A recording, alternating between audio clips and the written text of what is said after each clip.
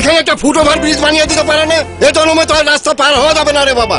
পারতো, তবে ব্রিজের টাকা দিয়ে তো মনা ভাইয়ের মিষ্টির দোকান বানিয়ে দেওয়া হয়েছে। সরকারের কাজ কি ফুটওভার ব্রিজের টাকা দিয়ে মনা ভাইকে মিষ্টির দোকান বানিয়ে দিয়া? সরকার তো বানাই দেয় নাই, বানাই দিছেন আপনি, আপনারা। মানে? এর উত্তর আপনার মিষ্টির প্যাকেটের ভিতরে। আসেন।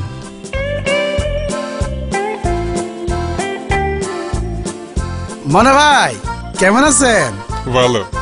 হক চাচা, আপনি যে মিষ্টি কিনছেন মূসক চালান নিছেন? মূসক চালান আবার কি? মূল্য সংযোজন কর মানে ভ্যাট। না নেইনি তো। কত টাকার মিষ্টি কিনছেন? 350 টাকার। 350 টাকায় আপনার ভ্যাট আসে 45 টাকা 65 পয়সা। এই টাকাটা যাওয়ার কথা ছিল সরকারি কোষাগারে, কিন্তু আপনি ভ্যাট চালান না নেওয়ায় টাকাটা গেল মনা ভাইয়ের পকেটে। এভাবে প্রতিদিন যদি আপনার মতো 100 জন হক চাচা ভ্যাট চালান না নেন, তাহলে মনা ভাইয়ের পকেটে দিনে যায় 4565 টাকা, মাসে 1,36,950 টাকা, আর বছরে 16,43,400 টাকা। মনা ভাই দোকান দিয়েছে 3 বছর। ভ্যাট ফাঁকি দেওয়ার কারণে এই 3 বছরে মনা ভাইয়ের পকেটে গেছে প্রায় 50 লক্ষ টাকা। এই টাকা দিয়ে মনা ভাই আরো 3টা মিষ্টির দোকান দিচ্ছেন। অথচ এই টাকা দিয়ে সরকার 2টা ফুটওভার ব্রিজ বানাতে পারত।